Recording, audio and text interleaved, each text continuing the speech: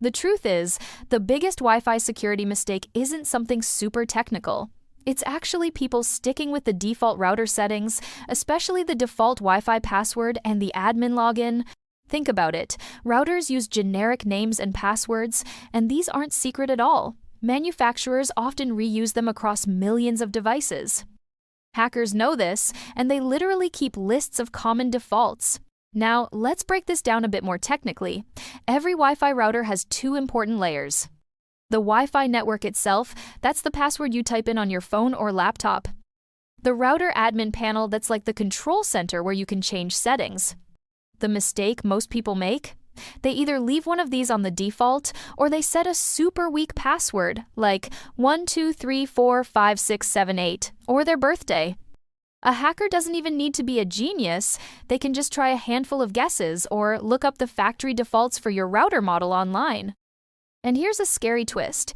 Even if your Wi-Fi password seems okay, if the admin login is still set to admin, a hacker can slip into your router's settings, change things around, and you'd have no idea.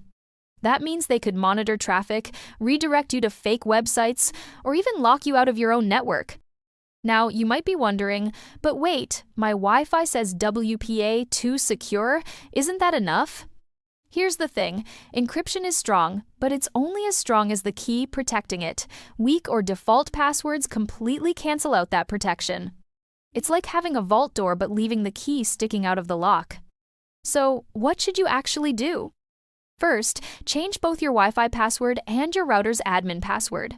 Make them unique, long, and not tied to personal info like your name or birthday.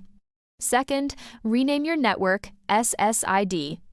If your Wi-Fi is called TP-Link 1234, you're literally advertising the exact router model you own, which makes it easier for hackers to guess defaults. Call it something boring like Internet 404, or if you want to mess with neighbors, something fun like Stop Trying to Connect. Later in this video, I'll explain a setting that most people don't even check, but flipping it on can make your Wi-Fi much harder to snoop on. Stick around for that. Now, back to the main point. Another part of the mistake is reusing passwords. A lot of people just recycle the same password they use everywhere else. That's dangerous, because if one of your accounts gets leaked, hackers can plug that same password into your Wi-Fi and boom, they're in. Here's the little-known setting I promised. Disable WPS. That's Wi-Fi protected setup, the button you can press to connect devices quickly. It sounds convenient, but hackers can exploit it to brute force their way in. If you don't use it, turn it off. And finally, keep your router updated.